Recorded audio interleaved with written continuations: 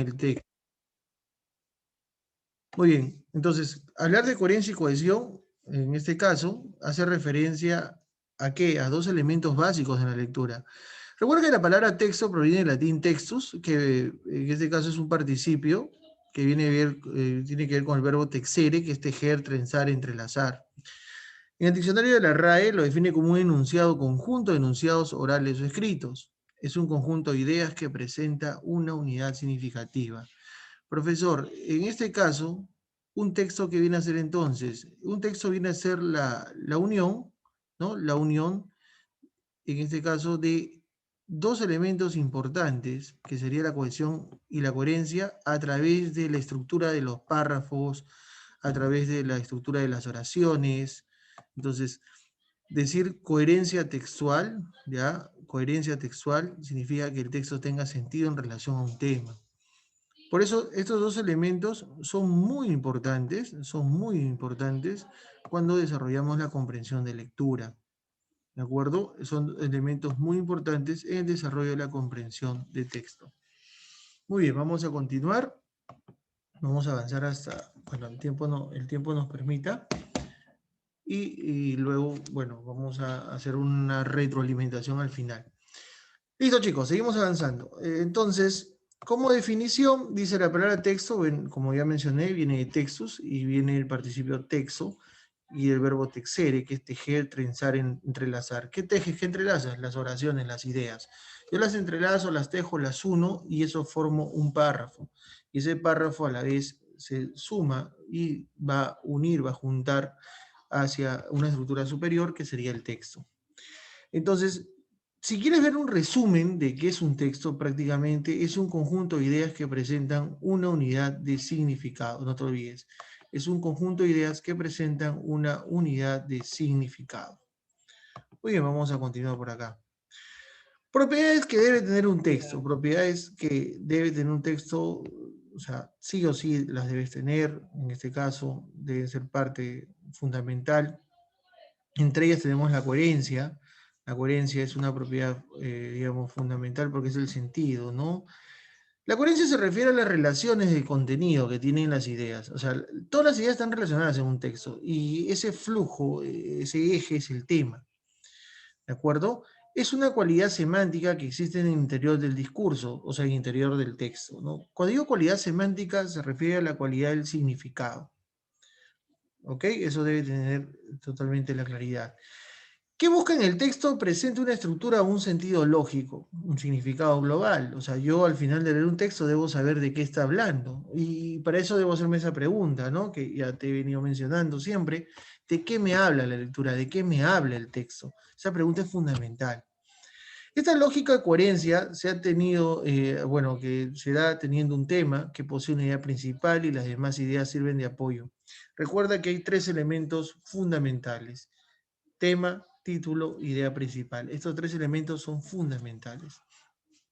A largo plazo, aplícalo en cualquier conocimiento, cualquier lectura de cualquier especialidad. Siempre hace la pregunta: ¿de qué habla el texto? Ese es el tema. Y luego del tema, ya encontrando el tema, puedo encontrar título y idea principal. Y recuerda que las otras ideas que apoyan son las ideas secundarias. Así, dejando como eje lo relevante y organizado lo irrelevante, yo puedo establecer cuáles son las ideas más importantes, las que tienen mayor jerarquía, para que el receptor comprenda el discurso, el texto, y pueda hallar la coherencia global, el sentido total del texto que se ha leído, que se ha escuchado. En este caso también hace referencia a discurso, ¿por qué? Porque muchas veces nos explican temas de forma oral, nos explican de manera oral los temas, entonces nosotros también podemos aplicar nuestra comprensión a esos temas, ¿no? Y siempre es bueno, lógicamente, consultar el diccionario, eso ya es fundamental en un estudiante. ¿Qué es la cohesión? Para lograr la cohesión en un discurso es necesario tener en consideración una serie de elementos que son llamados mecanismos de cohesión. Por eso, ¿son elementos que me van a ayudar a darle fluidez al texto? Es correcto, son elementos que te van a ayudar a darle fluidez al texto. Entonces, lo que permite establecer conexiones son estos mecanismos, ¿no? Entre las ideas. Profesor, un mecanismo de cohesión podría ser los conectores, los hilativos, podría ser los referentes. Claro, todo eso me va a ayudar a concatenar el texto, a juntar, unir ideas. ¿De acuerdo? Así que estos factores se unen unos con otros cumpliendo la función de dar unidad a la estructura. Unidad a la estructura, ¿qué significa? Que todo esté estructurado, sea parte de un todo. Vamos a hacer un ejemplo. Piensa en tu cuerpo humano. Mira, ¿no? ¿Qué pasaría si una de estas partes de tu cuerpo falla, una de tus extremidades falla? Lamentablemente presenta una patología o tiene alguna complicación. Tu estructura corporal te va a permitir hacer ciertas actividades, pero vas a tener ciertas limitaciones. Mejor dicho, para que entienda usted mejor, si usted se lesiona un pie, una pierna, un brazo, una mano, etc., vas a poder seguir, digamos, avanzando, viviendo, haciendo ciertas actividades, pero lamentablemente hay ciertas limitaciones, ya que la estructura corporal no está al 100%. En una lectura, si quieres verlo de una forma más enfocada a lo que es la comprensión de texto, en una lectura no puede haber un párrafo que hable de otra cosa y un párrafo que hable de otra cosa. No, no, no, no, no. Todo es una estructura, todo es como un rompecabezas. Has jugado los rompecabezas, me imagino, ¿no? Sabes que las piezas no se pueden cambiar, no se pueden forzar, ¿no? O sea, tú ya tienes clarísimo, ¿no? En este caso que las piezas en un rompecabezas no se van a poder variar, ¿no? Ubicación, situación y otros aspectos. Muy bien, como te decía, los mecanismos de coherencia, los conectores. Y nosotros los llamamos en algunos textos, lo vas a también denominar hilativos, ¿ya? Puedes tener conectores de diferente tipo, diferente índole en todo caso, ya se pueden clasificar por diversos criterios, mejor dicho. Hay conectores, por ejemplo, copulativos. Ellos unen ideas. Por ejemplo, yo digo, Luis toca guitarra y los fines de semana juega fútbol. En este caso, el conector sería I. ¿Te das cuenta? Entonces, los conectores son palabras que sirven de nexo dentro de oraciones que permiten dar claridad a la organización de las ideas que se van planteando. Estos conectores son los elementos de sintaxis. Tú sabes que en la gramática hay subdisciplinas. Entre ellas, por ejemplo, tenemos la sintaxis, la semántica, la morfología, los que más usamos en razonamiento verbal. Morfología, ¿por qué utilizamos? Porque hablamos de prefijos y sufijos. ¿Ya? Hablamos de sufijos, hablamos de prefijos. Entonces, morfología, cuando hablamos de morfología, vamos a hablar de repente de las partes de la palabra. Cuando hablamos de semántica, hablamos del significado. Entonces hay que tener en cuenta que en la semántica hablamos del significado. Y en la sintaxis, ya en este caso, estamos trabajando la concatenación de las palabras en función a ellas, en la función que cumplen, la función sintáctica. Una oración se une por sintagmas. Por ejemplo, María cocina. Ahí hay dos sintagmas. El nominal, que sería María, el nombre, el sustantivo, y el verbal, que sería, en este caso, cocina. María cocina. Ya es una oración simple. ¿De acuerdo? Entonces, los conectores me ayudan a estructurar oraciones de mayor envergadura, de mayor tamaño, ¿no? En este caso, ¿no? Nosotros vamos a poder trabajar conectores en relación a la estructuración de un texto. O sea, yo los voy a emplear para darle forma, darle vida, ¿no? Darle relación, sentido al texto.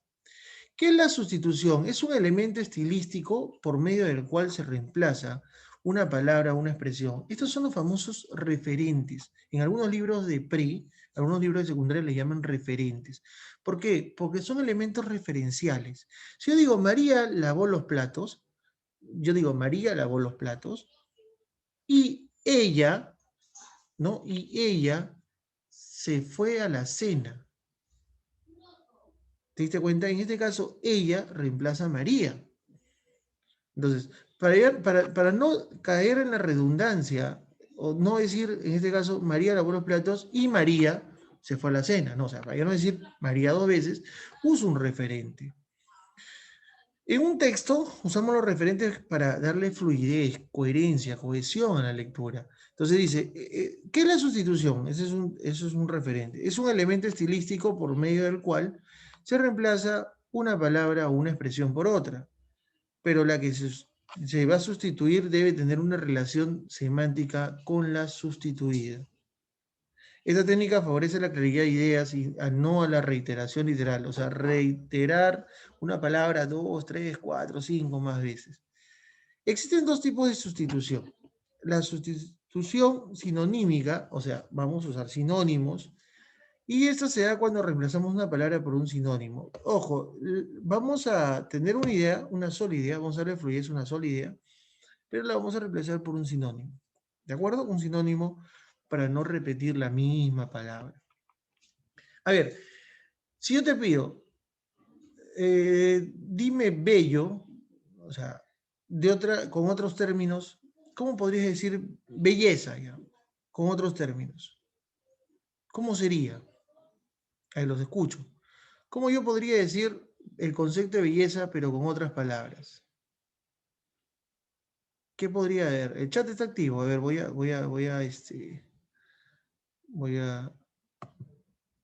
ver. ¿Cómo podría decir belleza, pero con otras palabras? A ver, ya acabo de enviar en el chat la palabra que quiero.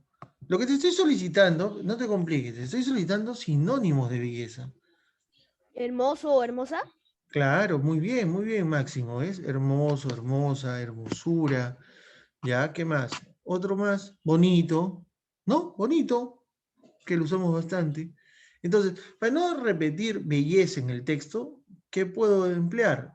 Hermosa, ¿no? Bonita.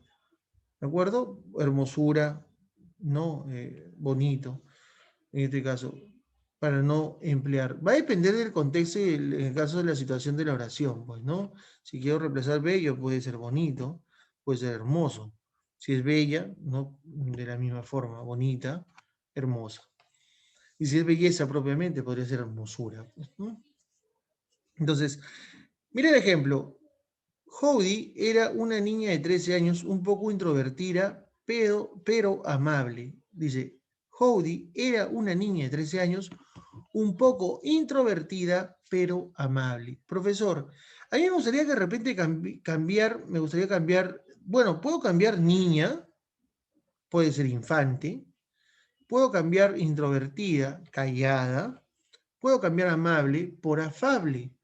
Afable, mira esa palabra, afable. En vez de M, uso la F, afable, ¿no? Puedo cambiar en este caso y seguir cambiando los términos, ¿no? Pero ojo, profesor, ¿en una oración se puede cambiar todo? No, mira. Era tímida muchacha, no quería, esta tímida muchacha no quería ir al colegio, pues le daba temor que lo que otros pensaran de ella. En este caso, en vez de decir niña, use muchacha, si se cuenta, en vez de introvertida, use tímida, ¿no? Y incluso luego empleé el pronombre ella para hacer referencia a Howdy. ¿Te diste cuenta? Entonces, gracias a estos elementos, yo le puedo dar fluidez a la lectura. Otro caso, sustitución metafórica. A ver, chicos, ya, vamos, préstame atención, por favor. ¿Qué es sustitución metafórica? En este caso dice, es el reemplazo de una palabra o un término real por una palabra de carácter irreal o imaginaria. Ejemplo, ella era tan bella que cuando entraba al salón todo parecía resplandecer. Tenía el cabello dorado como el sol y esa cascada también iluminaba el lugar. Sus dientes eran como hermosas perlas inmaculadas. Todo su, dice, todo su ser causaba sensación. ¿Te diste cuenta? Profesor, ¿la metáfora no es un recurso literario? Claro que sí, es un recurso literario. En vez de decir, por ejemplo, que esa persona tiene una sonrisa hermosa, yo podría decir de repente que ella, ¿no? Destila perlas, ¿no? Al alegrar su corazón. ¿Qué significa? Que cuando está alegre, esta persona sonríe muy bonito, ¿no? En este caso. Destila perlas al alegrar su corazón. Te estoy diciendo que está sonriendo porque está contenta. ¿Te diste cuenta? Sustitución metafórica. Profesor, eso más se usa en literatura a veces, ¿no? En la redacción de textos, tú puedes emplear todos estos recursos, ¿no? Va a depender de la intención del autor. Recuerda, por eso hemos visto tipos de textos y vemos durante el proceso del colegio en secundaria tipos de textos, porque van a depender, incluso se pueden clasificar por la intención del autor, ¿no? Seguimos por acá. Otro recurso bien usado son los pronombres, ¿no? La famosa pronominalización, o sea, usar pronombres en este caso, ¿ya? Usar pronombres.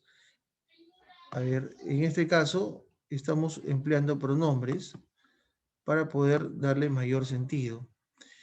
Dice, se da cuando se hace uso de pronombres, ¿no? En este caso pueden ser relativos, demostrativos, para referirnos a palabras que están siendo partícipes en el texto, con intención de no causar aliteración en el mismo.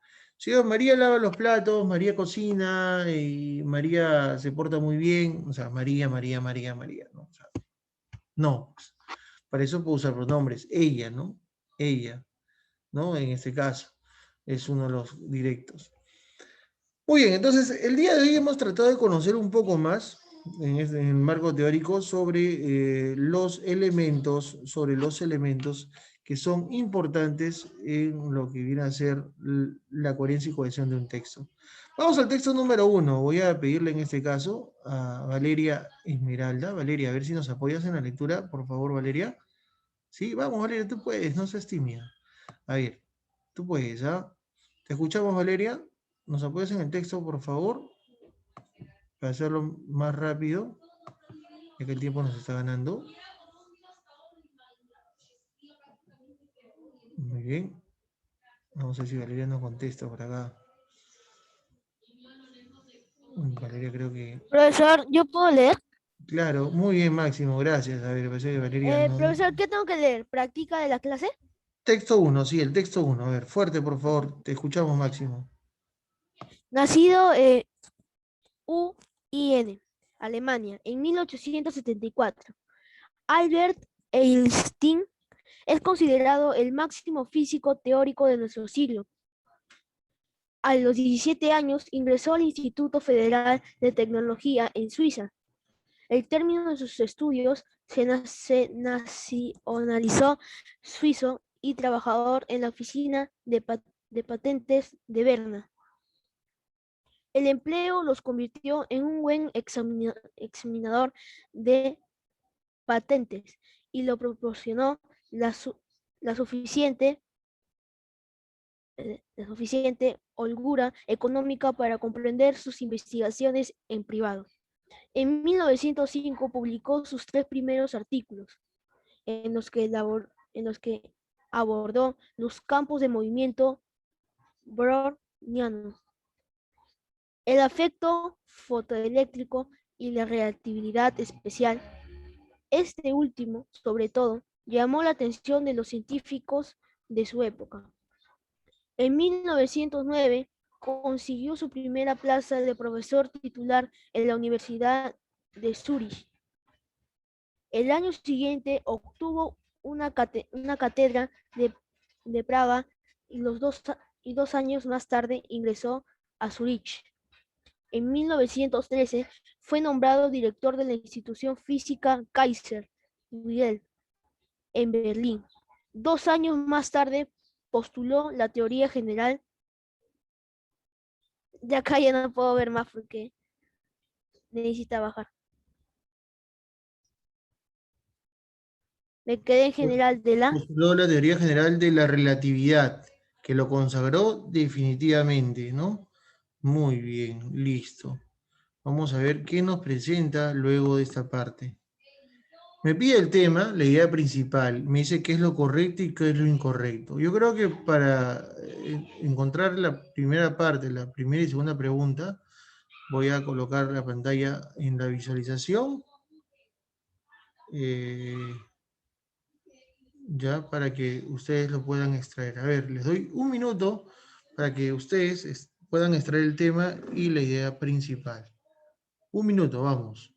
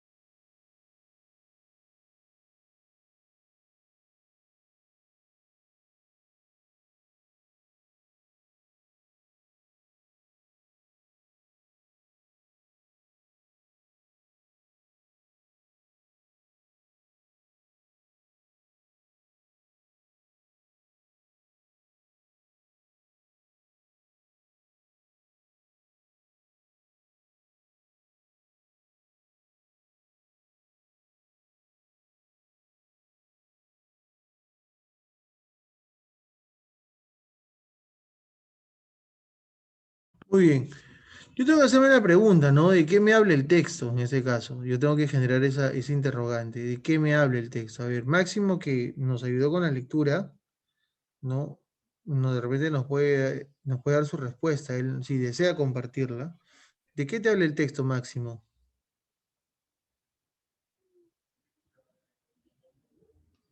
A ver, no solo Máximo, el resto también tiene que hacerlo por el chat, aunque sea, o el que ya lo tiene, compartirlo por el audio, ¿no? ¿De qué me habla el texto?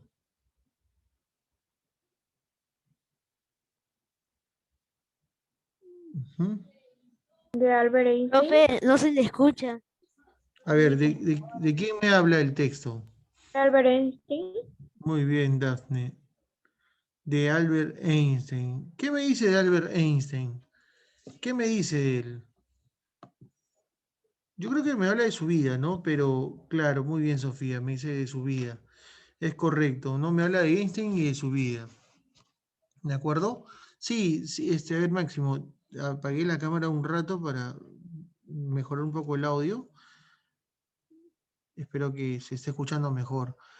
Listo, sí, me habla de Einstein. Yo creo que esto está claro. Me habla de Albert Einstein y me habla lógicamente de su vida, ¿no? De su vida, pero ¿qué resalta de su vida? Eso es lo que resalta.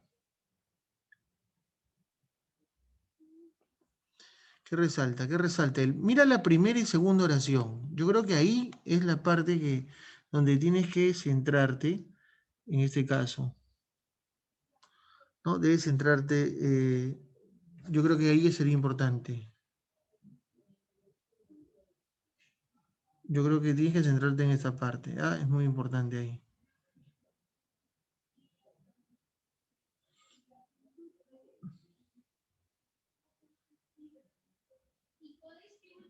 A ver, ¿qué dicen?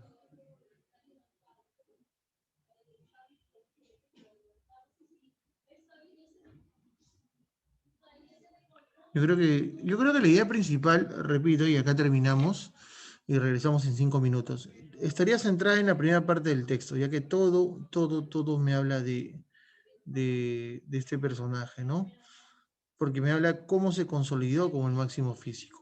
Muy bien, chicos, regresamos en 5 minutos, nos recargamos y volvemos a la clase. 5 minutos y volvemos a la sesión.